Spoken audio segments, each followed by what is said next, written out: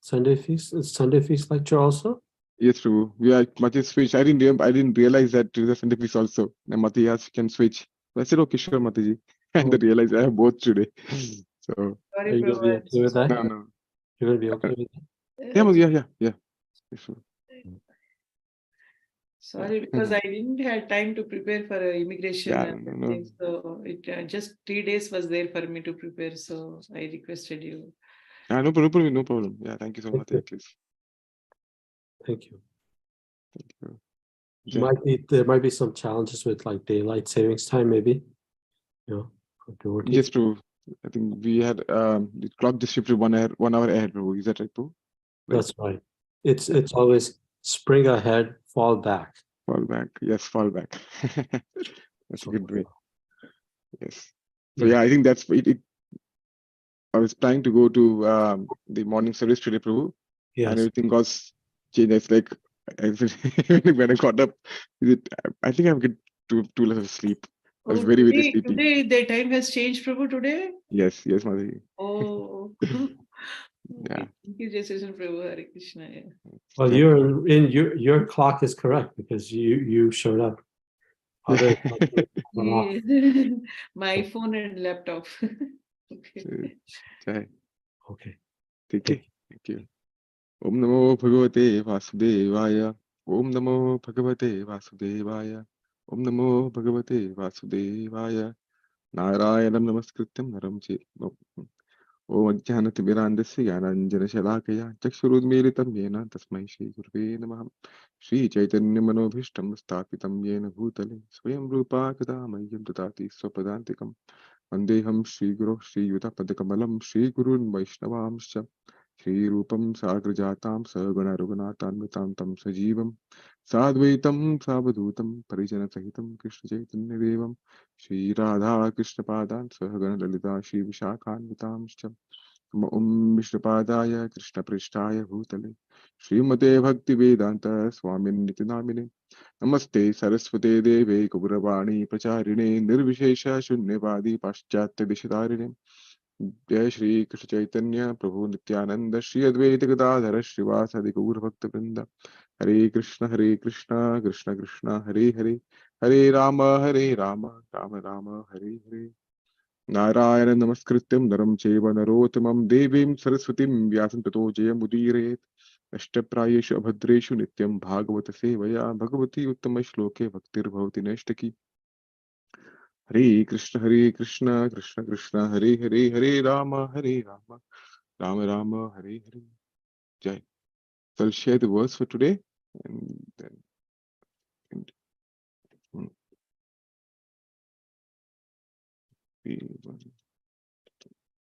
okay.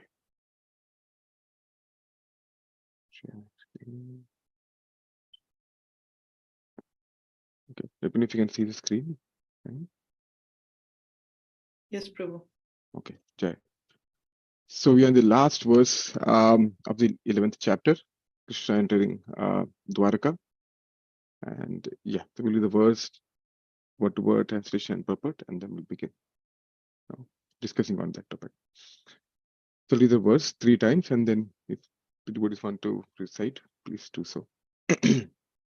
Tammenire balap mudha strainam chanubratam raha apramana vido bhartur ishwaram matayo yatha Tammenire bala mudha strainam chanubratam raha apramana vido bhartur ishwaram matayo yatha Tammenire bala mudha strainam chanubratam raha Apramana vido bhartur ishwaram matayo yatha.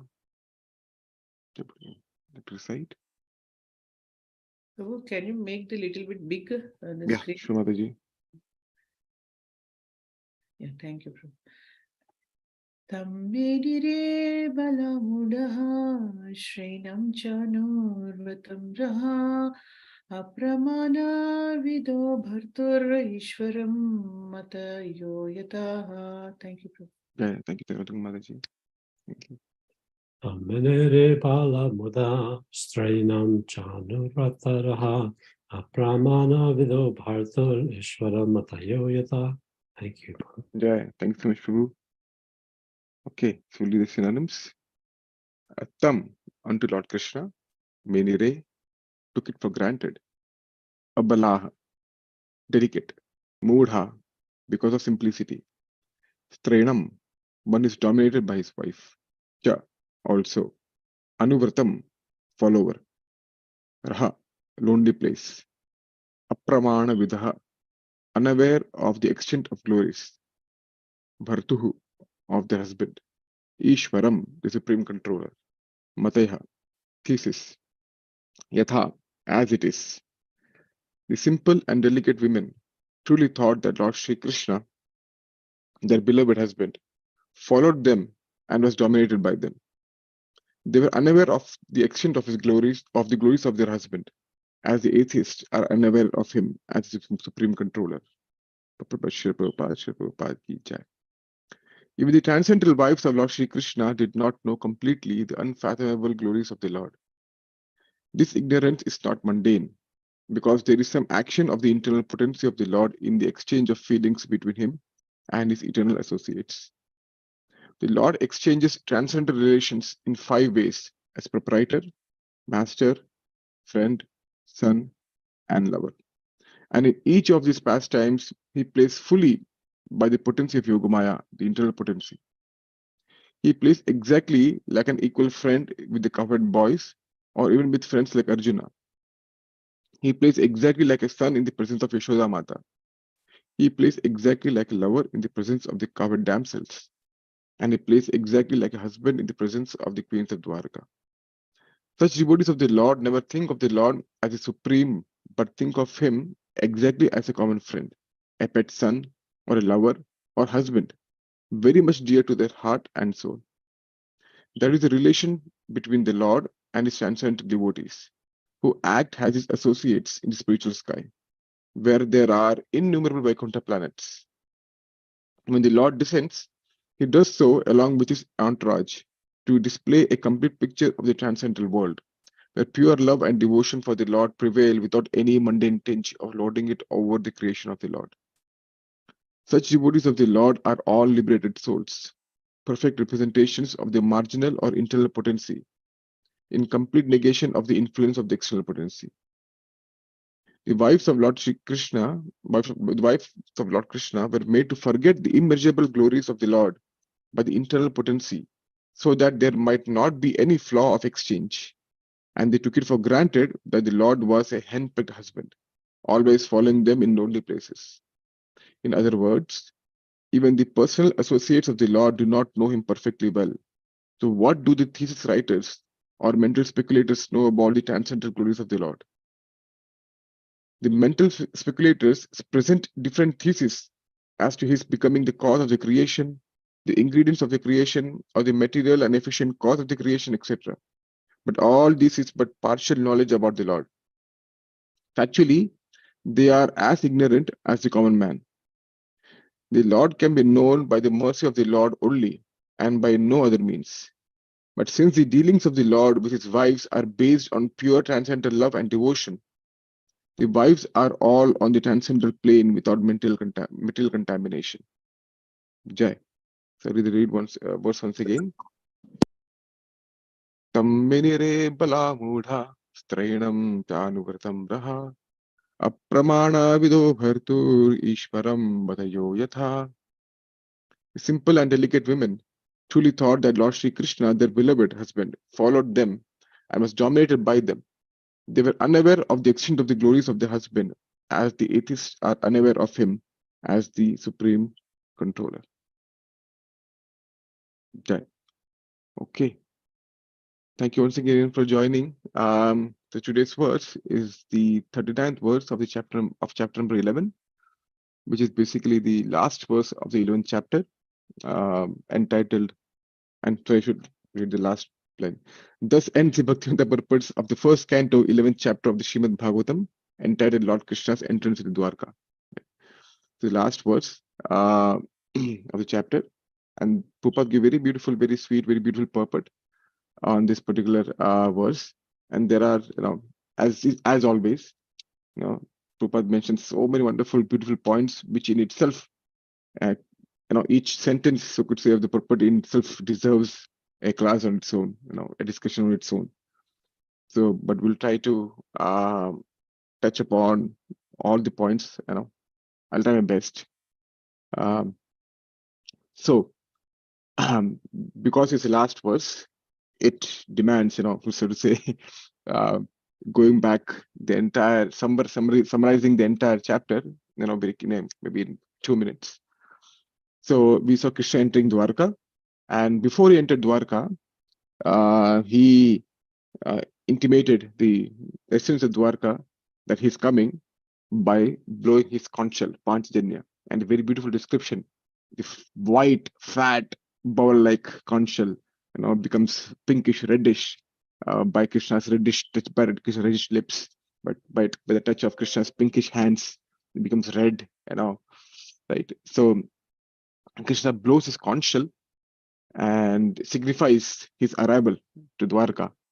And hearing, it's like, they were in so much pain, so ecstasy or pain or ecstasy, pain in ecstasy.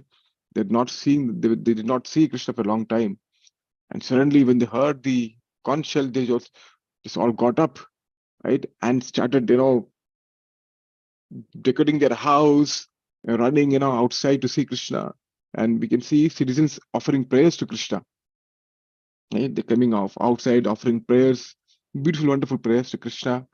The chapter also describes the beautiful decorations, city decorations, festoons outside the house, what they did, yogurt, dal, so many things, beautiful decorations to welcome Krishna. When Krishna comes, it has to be the best, the perfect way. So they beautifully decorate their houses, and in the front of their house, the roads, everything is beautifully decorated to welcome Krishna. And then when Krishna entered, he met many different kinds of people.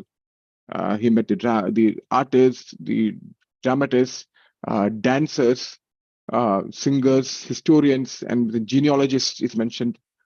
All kinds of people, and Krishna reciprocated with each of them based on how who they. So brahmanas, he folded their hands, and he basically reciprocated with each of them. Seeing each of them, he glanced at different people. Right, beautiful descriptions have been are mentioned in starting of that particular section of the chapter. Krishna interacting with or reciprocating with different devotees. And then but prostitutes were also there welcoming Krishna. The Lord greeted everyone by bowing his head, exchanging greetings, embracing, shaking hands, looking and smiling, giving assurances. He's like Rasaraj, he's Raseshwar, Ras Bihari, different kinds of people based on their inclinations. He's reciprocating with them in different ways. And while that happened, he entered. He first came to the house, or so to say, the palace of Vasudeva. And before that, when the family members of Krishna knew that Krishna is coming, like Vasudeva Maharaj, Ugrasen Maharaj, Akrura, Balaram, they all started coming out. They left. Some were having their prashadam, their bhoga prasadam, right? They left everything and they start coming out. See Krishna, right? And finally, Krishna entered his father's palace, where Krishna saw his father, of course, Vasudeva Maharaj, and his mother Devaki, and all the other mothers also. Vasudeva Maharaj had 18 wives. So he bowed down to each of them, each of his mothers, and the mothers, took Krishna and put them on their lap, and hugging, embracing him. And after that, Krishna entered the palace of his queens, right? And that is the last section of this particular chapter. So Vatsalya was done, and the Madhurya was begins, and the last maybe few verses of the chapter. And we saw a very beautiful description how when Krishna came in front of them, the queens really wanted to embrace Krishna. They got up So Prabhupada quotes in the particular section of the particular section, one particular verse, that the queens did not even keep themselves decorated, nothing, because they said, well, Krishna is not there, so who do we decorate for? I mean, there's no need for us to decorate ourselves and get ready because Krishna is not there. The one who we want to please is not there, so no need to do anything, right? So they were in that particular state, unkempt state, very morose, very sad, very, very, not in terms of our sadness, but transcendently morose, because they are not able to see Krishna, right? And when they saw Krishna for the first, when Krishna entered the palace, they're so ecstatic, they're so happy, they want to come and embrace Krishna because of etiquette, social etiquette, right? What they did, they were shy, so they first embraced the Lord with the innermost recesses of their heart. They saw the Lord to the eyes, captured him and put him in the heart and embraced them in their heart. They embraced him visually, and to signify their embracing, they sent their sons. And Krishna embraced his son, smelled his hair, and they could feel the love, and they could feel the embrace which Krishna did for the sons. And they could feel the embrace through their sons, basically. Now, and they could be with Krishna in seclusion, as you mentioned here in this particular verse. The translation says, the beloved husband followed them, and Prabhupada says, to lonely places, right? So they could be with, and if you see the previous verse, Raha is, it means a lonely place, secluded place, innermost chamber of the palace. So they could be there with Krishna in seclusion, in privacy, and they could, we can see the nature of Krishna, that interaction with, they could interact with Krishna in such a very intimate way, in the highest level of conjugal love. There is Swaki and Parakiya, right? In the Swakya ras, they could call the husband, they could call Krishna as a husband in the most highest rasa of conjugal love. And you could see that Krishna is the enjoyer, and his Shaktis, the devotees, are the enjoyed. So Krishna was tasting this rasa, and the devotees were becoming the instrument in Krishna's tasting that rasa. Right? So Krishna is tasting the conjugal ras, and the devotees, his wives, here in this case, they're becoming the instruments in Krishna tasting their particular rasa. So in the final verse, is being Sutugos is trying to tell that it's not possible to understand Krishna. We read that here, that the queens were thinking that Krishna is mine. Oh, they were feeling so sad. I feel so sad for other wives. See, Krishna is with me. Why do they think that Krishna is with them? Krishna is here with me. Exclusive access. And they thought Krishna is exclusively with them. And each of the wives thought like that. And Krishna is with them. So they're thinking that Krishna is, is very dear to me, is my very dear husband. They even thought that Krishna is a handpicked husband. In Hindi, you could say Joru ka gulam. Right? So, what do we say? Krishna will do it. Where we'll go, Krishna follows. Like a handpicked husband. That's the term. Right? It's very attached to his wife. And wherever they would go, Krishna follows him. Now, but they were not aware of Krishna's glories, the extent of Krishna's glories, as the supreme independent, Swarat, the supreme, omniscient, Abhijna, supremely potent, Sarva Shaktiman. Right? They were not aware of Krishna's glories as the creator of everything. Janma Jasya Eton Vayad Itaratas Jatesh Abhijna Swarat. Janma Jasya, everything came from Janma Adi Yasya, from whom came everything. Right? They were not aware of Krishna as the creator of everything emanating from him. Aham sarvasya prabhava matta sarvam pravartate. Right? Krishna explains in Bhagavad Gita. He's the greatest of great. Anor aniyam mahom mahato mahiyam. He's the greatest of the greatest. Everything, right? They were seeing Krishna as your husband.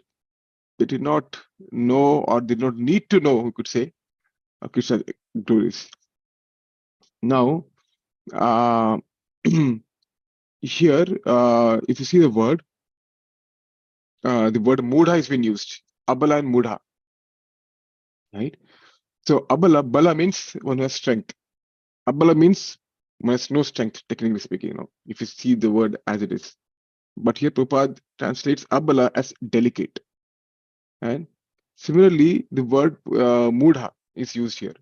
Mudha means, now we see mudha, Krishna uses mudha expression two prominent places in the Bhagavad Gita, avajananti ma mudha manushantanuvashritam. Then Krishna uses this word mudha when describing four kinds of people who did not surrender unto him.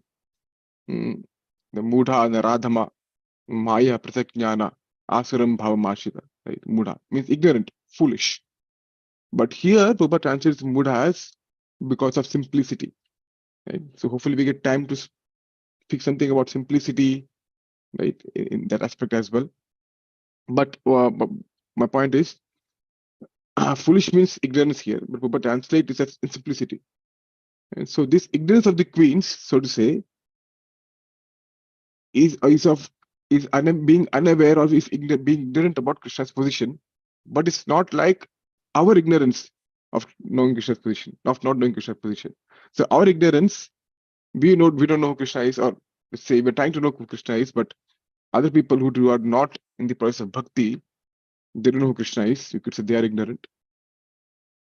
We are saying the queens are ignorant. Mudha.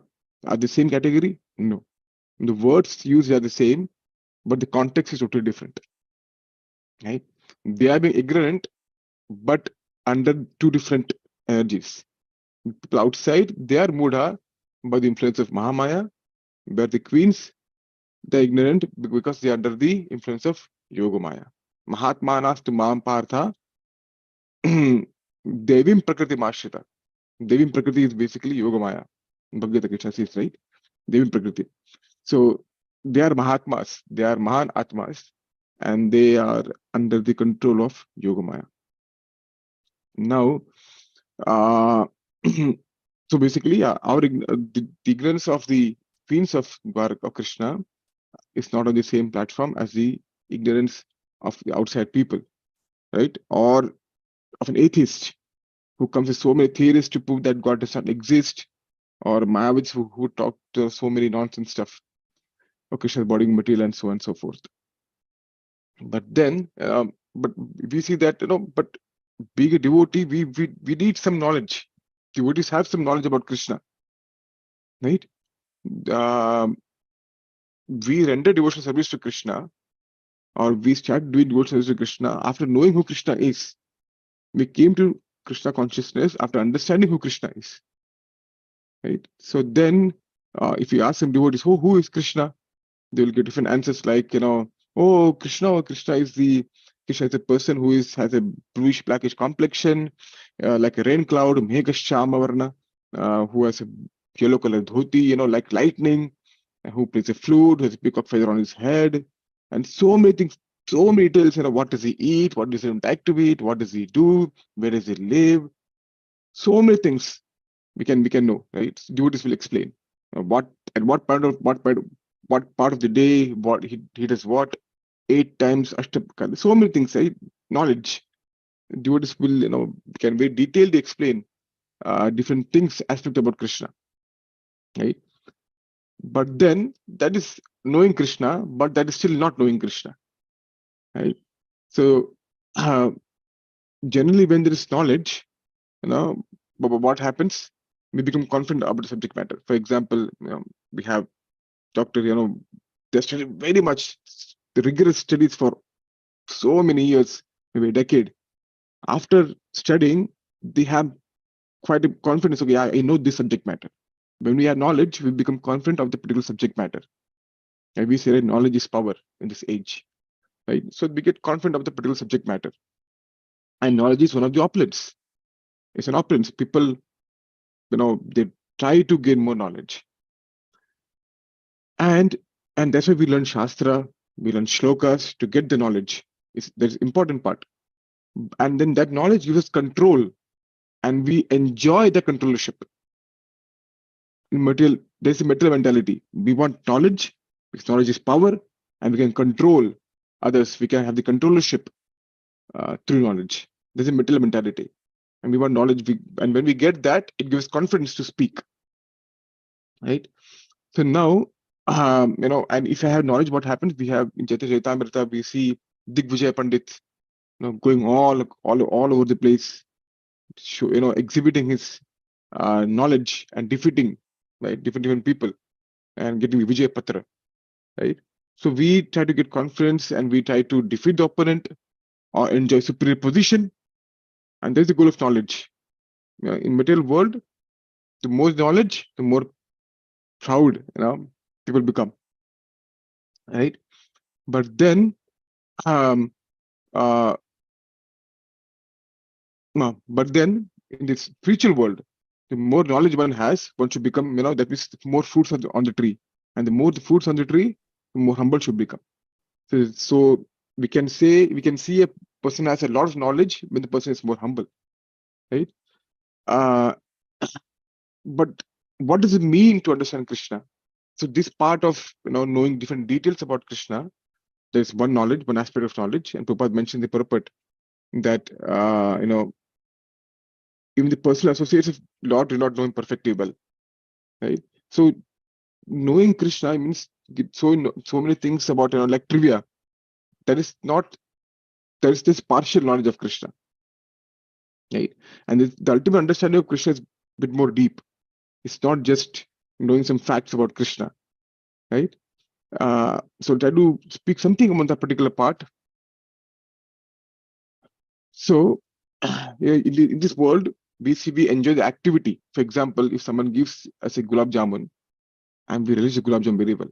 Very nice, very tasty gulab jamun, fried in ghee, very nice. We enjoy the activity of eating. We enjoy the form of the thing, object in this particular world.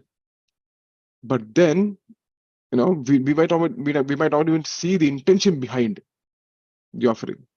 Sometimes we do, but usually we don't. Yeah? But then in the highest principle, Krishna is called as Atmaram.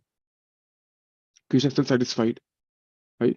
So there are, you could categorize three people. There's introverts, there's extrovert, and someone in between. Introverts are those who are fully satisfied within themselves. They don't like to be out with people, or they do not prefer to be with other people. They are very happy with themselves. The other next category of people is they are very happy with themselves, but even if some people come from outside and they're not so disturbed by them. Extroverts, they need people outside. They need they need to be with people outside and do things in a collective, in a group, and that gives them more satisfaction. That gives them happiness. But Krishna doesn't fall in either the first or last category. The Krishna is fully satisfied with himself, right? So when Krishna actually is fully satisfied with himself, and when Krishna, along with devotees, when devotees want to serve Krishna in a particular way, he enjoys in the same way that he enjoys within himself, right? So now, because Krishna is always happy with himself, what is it that which gives you happiness when he interacts with the devotees? Does he take satisfaction because the devotees give him things? No, he has everything, right? He knows everything. He has everything. So what is it that gives Krishna happiness with his devotees? Is the intent behind their offering, right? It's a bhaktya. Prabhupada says very beautifully, this patram pushpam palam dhoyam yome bhaktya prayachati tadam bhakti upahritam. Prabhupada says that is the intention behind the offering, that is what Krishna is tasting, not the thing itself. Right? He has everything, right? So Krishna is not dependent, or Krishna's happiness is not dependent on outside things. He's just reciprocating with the devotee's desire to please him. That's why Prabhupada mentions in this particular purport the 5 different kinds of rasas. The rasa of proprietor, master, friend, son, and lover. Because that's the way the devotees want to approach Krishna. And Krishna being Rasaraj, he being Raseshwar, he reciprocates with the devotee in that particular mood. So he's relishing the intent behind the offering, and not the offering itself. I mean, of course, he reached offering also, but that's not the primary criteria. And one beautiful example we know of, and we usually quote, is the example of Vidurani, right? Krishna had the option to have a full, lavish, extravagant feast, at the place of Duryodhan, or go eat in the house of Vidura. Krishna left that extravagant feast uh, of Duryodhan and went to Vidura's place. Why? He's not exactly, of course, he's hungry, but not hungry for that, because the intention behind Duryodhan's offering was not correct, was not right. But on the other hand, when Krishna went to Vidura's house, Vidurani peeled the banana, threw the banana, and gave the banana peel. And Krishna ate with relish the banana peel. So the intent behind the offering that Krishna actually tastes, right? So if in the purpose says, this ignorance is not mundane because there is some action of the internal potency of the Lord in the exchange of feelings between him and the eternal associates. The feeling, that is the rasa aspect. The feeling, Mother Yashoda is a feeling of motherly affection, the parental affection. Krishna enjoys that, and that's why Yogamaya has some action of internal potency. For example, when Krishna opened the Mother Bhakshan Leela, opened his mouth, Yogamaya potency took over. Right? Krishna tries to maintain that, so that Prabhupada mentioned that boys of Lord Krishna were made to forget the immeasurable glories of the Lord by the internal potency, so that there might not be any flaws exchange, right? To make sure that it doesn't hamper the flow of exchange of rasa, the internal potency Yogamaya plays and this, makes everything perfect, so that the rasa can go very beautifully. And if you say Krishna's friends, right, cowherd friends, there's one category called Krishna's cowherd friends in Vrindavan, and Arjuna also is a friend. Sakheti matva prashvam yuktam. Hey Krishna, hey Yadav, hey Sakheti. Arjuna says, oh, Krishna considered as his friend. And if you see in, I think it's Padyavali, Sri Rupa Goswami compiles in his compilation, one of the words he says that Arjuna has attained perfection to friendship. But that friendship is different from Krishna's cowherd friends. Words in friendship, mood of friendship, right? Fraternal affection, right? Because Krishna, when he showed the Virat Roop, that Arjuna, from friendship, immediately became like a das. Switch position. Oh, Krishna. But Krishna's friends, even if Krishna showed him the entire Virat Roop, killing demons, everything, then so they're not supported by that, right? Because Yogamaya is very fully covering, and Krishna wants to exchange that dress in that particular, dress in that particular way. So Krishna's Yogamaya supports Krishna's desire to reciprocate his devotees, and the devotees' desire to reciprocate with Krishna in particular mode.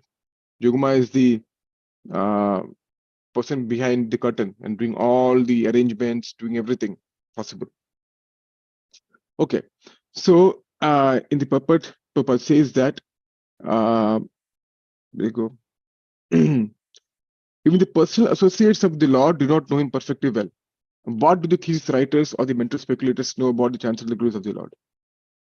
Right? Prabhupada says that even the devotees of Lord does not know himself. I'm going one step ahead. I would say that what about devotees? Krishna doesn't know himself very well. Krishna doesn't know himself. He gets attracted by his own form. There's a beautiful mention of this narration. I think it's in Vidagdha Madhav, Lalita Madhav, if I'm not wrong. Like Krishna becomes enamored by his own beauty. In the Nanda Bhavan, he walks and he's on the floor, his own reflection. Who is this? Who is this? Who is the person? So beautiful. Wow, the person is so beautiful. Look at himself. Right? He's so beautiful that he's captured by his own beauty. Right? He doesn't know the extent of his own beauty. He's captured by that. Krishna doesn't know himself. And that's exactly why Krishna comes as Chaitanya Mahaprabhu. Radhaya pranaya mahima kidrisho vanayeva sadyod edad bhuta madhurima kidrisho vamadiya. Saukyam chasya mat anubhavata kidrisham veti lobhat tadbhavadya samajani shachi garbha sindhu harindu. In the Mangalcharan verses of Chaitanya Chaitamrit, the three main internal reasons are mentioned of Krishna's appearance as Srimad Mahaprabhu. Adaya pranaya mahima kidrisha. What is the extent of what is the glory? Pranaya mahima. What is the extent of the magnanimity or the glory of Radharani's love? She wanted to know. Radhaya pranaya mahima kidrisho. What is that glory of Radharani's love? Then he wanted to know what is it in me that Radharani is so attracted to. मुझे खुद को पता नहीं. What is it? I don't know. What does it mean that Radharani is so attracted to? I had no idea. The Krishna doesn't know about himself. Right? And then third one is, when I reciprocate to Radharani's love, how is that she feels? I want to know. Just things which Krishna doesn't know about himself. In Tattva, he's Janma Jasya Yatonvayat Itaratas Chateshva Abhignya Surat. Abhignya means Sarvagya. He knows everything. On Tattva, that is his Sarvagya. But Rasa aspect, not so. He doesn't know what it feels like. He doesn't know what it feels like to be devotee. He doesn't know what it feels like to be devotee. He is the Vishaya Vigraha. Devotees are the Ashraya Vigraha. He is the object of worship. Devotees are the pot of devotion, of bhakti. He doesn't know what is. They're two different tattvas, you could say. Krishna doesn't know that. So Krishna doesn't know himself.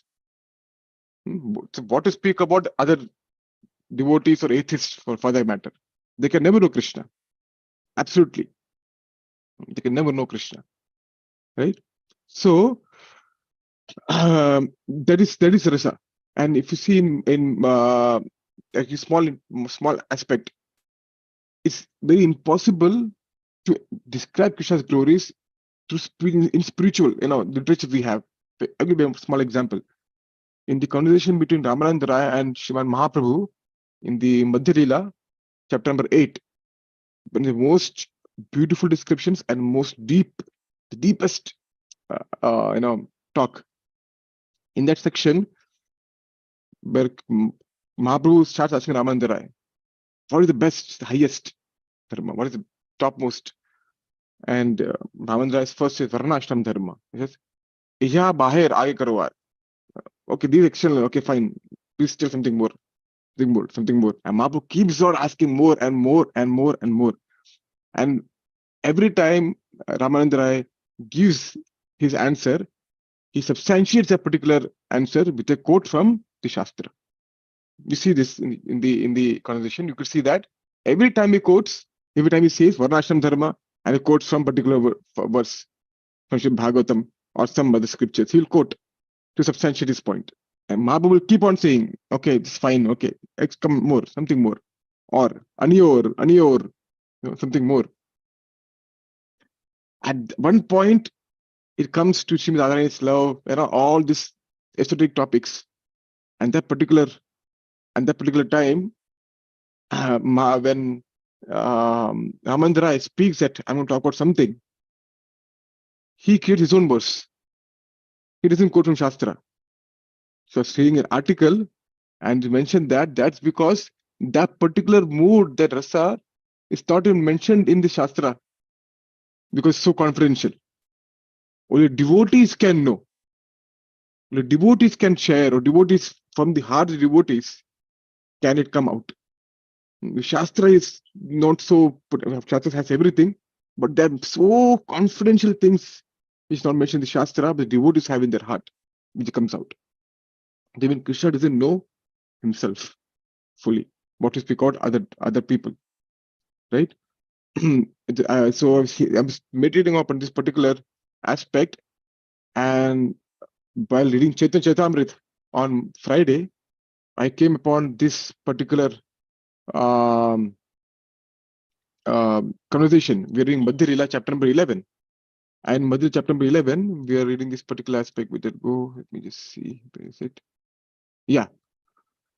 Okay. So who can understand the Lord? Who can understand Krishna. In that, second. Yeah.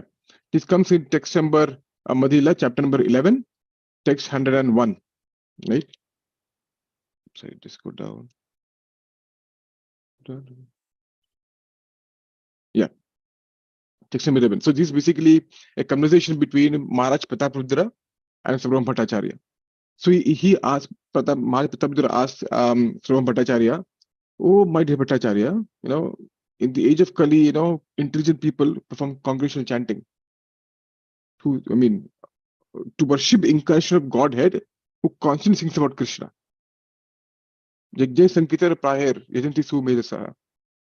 Right? But all those complexions are brackish. This verse is Krishna Varan Tusha Krishnam Sango Pangasta Parshadam, that particular verse. Right? So Maharaj Prataprudra asks, okay, of course, according to evidence given in the revealed scriptures, it is without any doubt is concluded that Lord Chaitanya Mahaprabhu is Krishna himself. So why is then the scholars sometimes are indifferent to him? Scholars are indifferent to him. This same thing being mentioned about by Prabhupada here, right? The scholars, the thesis writers, and everything. Why is it that they're indifferent to him? And Swambhav Bhattacharya replies in this connection: a person who has received but a small fraction of mercy from Chaitanya Mahaprabhu or Krishna himself can understand that he's Lord Krishna. No one else can. So what he says, a person who has received but a small fraction of mercy. So basically, to know Krishna, we have to get mercy from Krishna. Because without mercy of Krishna, we cannot know Krishna. That's simple as that. He goes on to say again, Tara kripa nahe yar, pandita nahi kene, dekhile shunile tare Ishvara namane.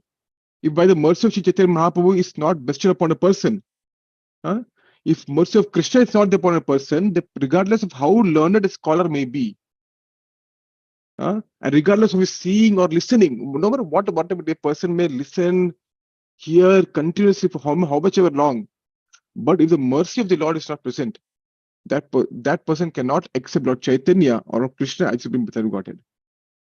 This mentioned by Swambhav Bhattacharya. No matter what, if the mercy of the Lord is not there, the person cannot know. So all these mundane scholars, those who are writing about, or those who think, if you see, Prabhupada mentioned in the purport, the mental speculators present different theses as to his becoming the cause of creation. Upadana Karan, Nimitta Karan, this Karan, that Karan. That is there. But there is partial knowledge. And Prabhupada goes say that actually they are as ignorant as common man on one level. And the reason I'm saying, the reason I can substantiate that is, in the first verse, Srimad Bhagavatam, Janma Jaseton Mayad Itaratas Chatve Abhagya Swarat, the Acharyas divide that or try to analyze the particular verse in two different, in one aspect is called the Tatastha Lakshan and Mukhya Lakshan. He says that there is Tatastha, the secondary characteristics and the primary characteristics. So Janma Adhyasya, Anvaya Itaratas, Chatyaviksha, Abhigya Swarat, they're all secondary characteristics. That is not what defines the Lord. He's the cause of creation, he's doing that, he's doing this, he's bewildering the suras, everything. It's all secondary characteristics. That is what he's saying. He's the cause of creation, he's the material cause of creation, so many things. Those are not what characters signifies or embodies Krishna. That is somewhat what defines him. His dhamna swaya sada nirasta kukam. That is what defines, that is primary characteristic. With a different topic, some other time. But it's mentioned that Krishna's main activity is not creation and all this stuff. That is for neophytes, you could say, to understand Krishna is. But Krishna in himself, in full Swarupa, is different than being the cause of creation. He doesn't like to all this stuff. He doesn't like to play God. As one devotee put, he doesn't like to play God. He likes to play with friends.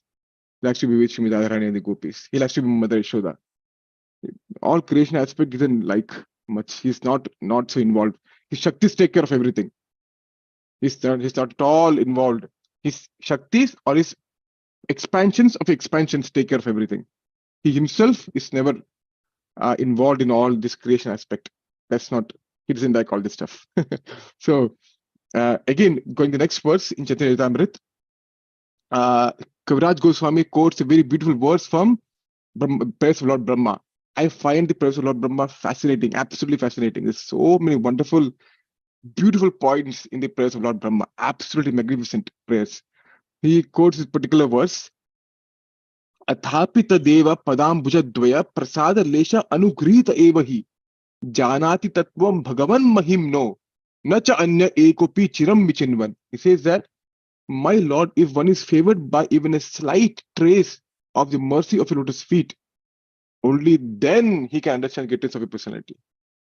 How can we know Krishna? When even the slight trace of your mercy, only when you bestow mercy upon a jiva, only then he can understand the greatness of your personality. But those who speculate to understand the supreme personality of Godhead are unable to know you, even though they may continue to study the Vedas for many years. No use. They will just use word jugglery, they'll know all the grammar, and that's it, done. They'll know the letter, but they will never know the spirit. They will never know the spirit. Unless they get the mercy of the Lord or the mercy of his devotees. They will never be able to know. Absolutely not. Right? That is verdict of Srimad Bhagavatam, that is verdict of Lord Brahma. Right? And in this aspect, as he is trying to ask, oh,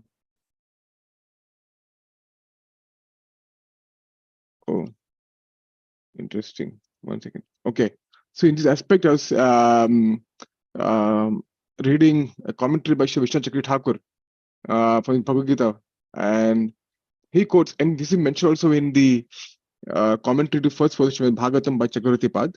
But I was looking at the commentary to 18.55, and this meant something. Let me just open the verse here somewhere.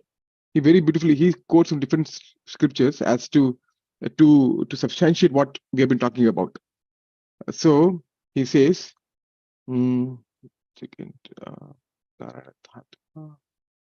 yeah, yes. So he says that the form of the Lord can be seen only by the influence of Lord's inconceivable Kripa Shakti. So he quotes the verse from Narayana Adhyatma, which is a verse, which is a scripture, and he says, Nitya Avyakto Api Bhagavan Ikshate Nija Shaktihi. Nitya Avyakto, that means Nitya Avyakta. That God is eternal, Nitya, and Avyakta is invisible. Api Bhagavan, that Bhagavan who is Nitya and Avyakta, Ikshate, can be seen by who? Nija Shaktihi, through his own Shakti. The Lord who is eternal and invisible can only be seen through his Shakti, through his mercy, Kripa Shakti. Kripa Shakti, Shakti is the energy, and Kripa Shakti is this energy, right? And then says, Tam Brite Paramanandam Kaha. Other than that, means who can see Lord of the highest place? Pashyattam Iyam Prabhum. What other means is there to see the Lord other than by being bestowed by the Kripa Shakti?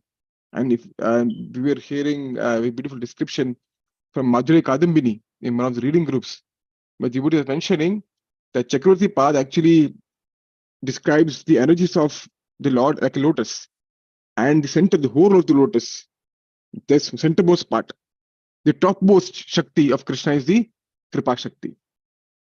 That's topmost Shakti, Kripa Shakti, right? So that Kripa Shakti, if someone gets Kripa of Krishna, that's the most powerful. And there's a very good description that in the Damodar pastime, there's a fight between the Leela Shakti and Kripa Shakti. Leela Shakti was Krishna wanted to play with his friends. So Leela Shakti was, no, I will not let Krishna be tied. Krishna will go with friends. If he gets tied now, he won't be able to play with his friends. I will not let Krishna be tied. And Kripa Shakti was that, no, you have to get tied. Krishna has to get tied. So you have to give mercy to Mother Yashoda. There's a fight between Leela Shakti and Kripa Shakti. Who will win? And finally, who won? Kripa Shakti won. Right? So Kripa Shakti is the topmost, the most powerful. Right? So it's impossible to understand Krishna through one's own material intelligence, or anything of any matter. And this is very beautifully encapsulated by Prahlad Maharaj in the 7th canto. Mande dhana bijana rupa tapashutau jas teja prabhava bala paurusha buddhi yoga na aradhanai bhavanti parisya pumsho Bhaktya tutosha Bhagavan Gajayuthapaya. Prajmar is saying, I consider Manye, what?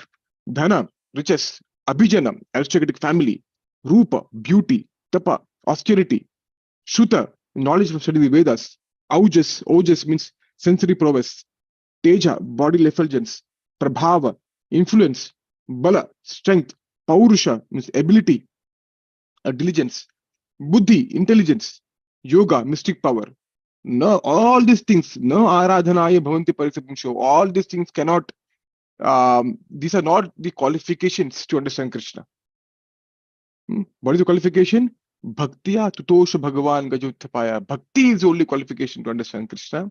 I give example, Gajayuthapaya. Gajayuthapaya basically the example of Gajendra. Just like Gajendra offered one flower to the Lord with bhakti, that is the way to satisfy, to understand Krishna. Or else it's no way to understand Krishna. Right? So Krishna's mercy has to be there. Right? And I wanted to speak something about the simplicity aspect. How important it is to be simple. Right? So I seen in class by Shri Govind Maharaj, very beautiful explaining. He's giving class on Chaitanya Charitamrita. And he's saying that the process is very easy for us to understand Krishna. Of course, no one can understand Krishna in full, but to understand Krishna, even start understanding Krishna, not just in trivia, but actually understand Krishna, the process is very easy of chanting. But one thing is needed, he says, we should be very simple, giving up all our crookedness, because simplicity, and develop full faith. So one should be very simple, no crooked, no duplicity. There should no duplicity, and this is very nicely explained in one of the issues of Krishna Kathamrita Bindu. Actually, the second issue of Krishna Kathamrita Bindu. The first article of that particular magazine or issue is crookedness and simplicity. Crookedness and simplicity. It says, without being simple, he says, Saralta hi Vaishnavata. He says that, quotes Prabhupada's purport from 8, 9, 19, such crooked person is more dangerous, more envious and cruel than a snake. So this crookedness, kapatita, is a great hindrance on the path of devotional service. Being crooked or being duplicitous is a big hindrance, a big blockage on the path of devotional service. And all the Shastras, the Mahajans, the Acharyas say, Saralata hi Vaishnavata, simplicity is Vaishnavism. One who is a real Vaishnava is as simple as a child. So these wives of Lord Shri Krishna, they are mudha, not ignorant, like foolish. They're very simple, simple-hearted. The Brajavadhus, they're also simple-hearted. They're extremely simple-hearted. See, they actually knew about Krishna, Krishna's glories, but they were not so bewildered by that, because they had so much love for Krishna. The knowledge did not hamper their natural love for Krishna. And just like I give the example I heard from a wonderful devotee, when you play harmonium, initially, we have to know what key to press for sa, re, ga, what you have to press like that, or press like that, press here. You have to be very, very cautious to play the keys in a very nice way, in proper strokes, to get the nice tune, right? That is like initial, knowing Krishna in greatness. That is very important to play harmonium. Of course, that is important. But then what happens? Once you become very nice, fluent in that, when you start singing, and we understand the actual song on the bhajan, you try to encapsulate the mood and sing that particular mood. And when you sing the particular mood, your fingers automatically move here and there, all the right strokes. You don't think, I have to play, press here, I have to press here, I have to press here. No, automatically comes. And your rasa, your mood comes out very nicely. So just because your mood are singing very nicely, you're not focusing on the particular which strokes to play, does it mean that we're not playing the right strokes? No. It's natural. It's in the background.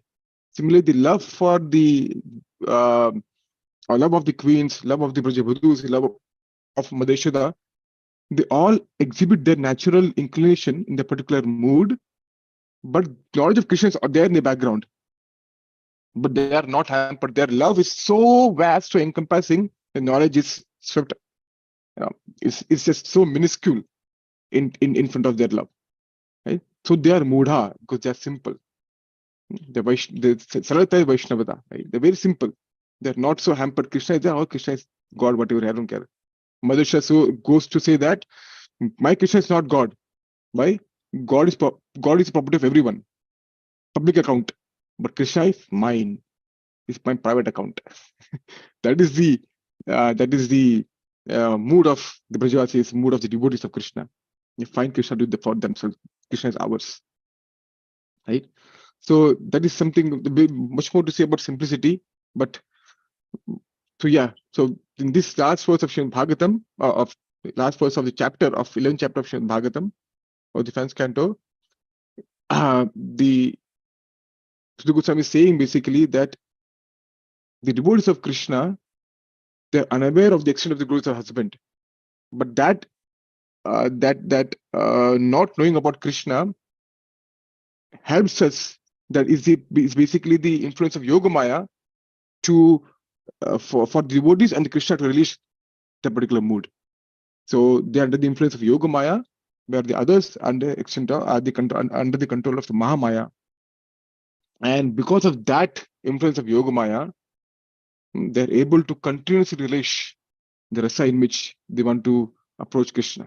Simple and delicate women truly thought that Lord Krishna, their beloved husband, followed them and was dominated by them because of the rasa and because Yogamaya, right? Not being overpowered by the Aishwarya or Jnana aspect. But yeah, thank you so much. Hopefully, please forgive for any mistakes I made. I may have blabbered a lot, but you being all wonderful devotees, please take what is nice and please offer corrections if at all. You know, if at all, there are corrections for sure. So please do offer corrections. Thank you so much. Nanda Srimad Bhagavatam ki jai, Srila Prabhupada ki jai. Hare Krishna. Hare Krishna, Narottama Prabhuji. Dhanyavad Pranam, Jai Srila Prabhupada. Very, very beautiful sharings, Prabhuji. Thank you Thank you, Madam. for the Prabhupada. wonderful questions. I'm so grateful. I thoroughly relished it. And very nice, verses you have mentioned from Chaitanya Charitamrita and also Lord Brahma prayers. It was very, very touching to the heart. And also you explained very beautifully the material ignorance and the spiritual ignorance Yeah. by differentiating between Yoga Maya and Mahamaya. And so many points, very, very beautiful points today you mentioned, Prabhu, which are really, really helpful in our devotional Prabhupada. service. And final point also, simplicity, how to be very transparent to attain the mercy of Krishna, like, Vrajvasis. And that point also strikes me a lot. We have to be, very, very simple and transparent in our heart, not to be, duplicious or something like that, in our lives. So that attracts Krishna so much, right? So that is also very, very wonderful point, Prabhu. All points today you have mentioned actually worth, note down and, follow that, Prabhu, for ourselves. Very, very beautiful explanation, Prabhu. Thank you so much. Yeah, Mata, yes, Krishna mentions this in the Bhagavad Gita as well. It's called Arjavam in 13th chapter. One of the many factors to gain knowledge is simplicity. It says, if it's a verse, Amanitvam, Adambitvam, Ahimsa, Shanti Arjavam. Arjavam is basically simplicity. Yes, Prabhu. Yes. Because it's Arjun, so Krishna mentions one of the factors to knowledge. Yes, very, very nice, Prabhu.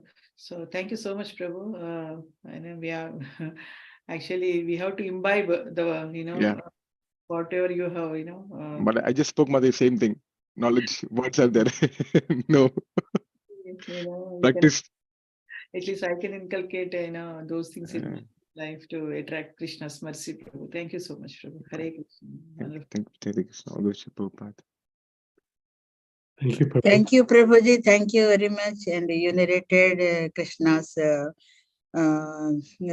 appearance and Krupa Shakti or some other Shakti, and it is different. Like that, it is very important to the devotees. So all devotees are not, they did not know that, maybe, I think. It is very good, and I realized, I recognized and everything. Yeah, thank you very much. And thank you, Mataji. Yeah, Hare Krishna. Thank you, Mataji.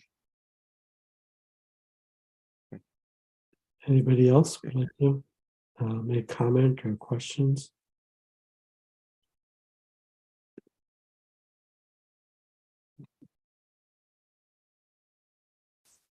Thank you, Prabhu, Okay. for Thank you, extending Prabhu. yourself and doing 2 lectures today. No, Very thank nice you, Prabhu. lecture. A very nice lecture, very nice conclusion that to become part of the internal energy, one has to practice with simplicity.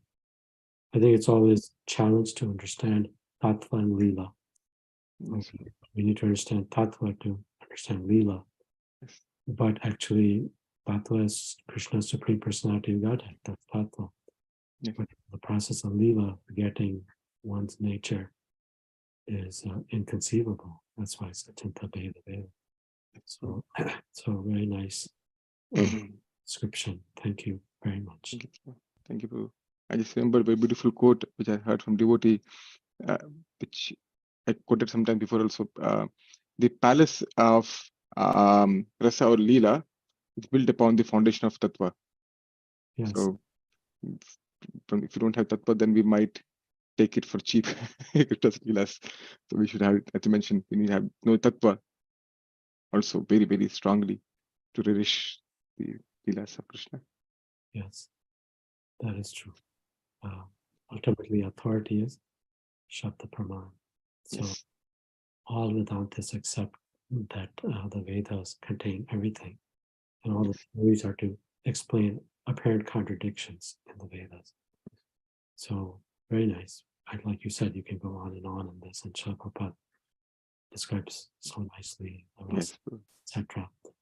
So I think we'll end. Yes, Prabhu. Thank you, and look forward to hearing from you at 11:30. Yeah. Thank Take- you, Prabhu. Thank you, Krishna. Thank you. वाञ्छाकल्पतरुभ्यश्च कृपासिन्धुभ्येव च पतितानां पावनेभ्यो वैष्णवेभ्यो नमो नमः। की जय। अंतर्राष्ट्रीय भागवतम की जय। श्री प्रभुपाद की जय।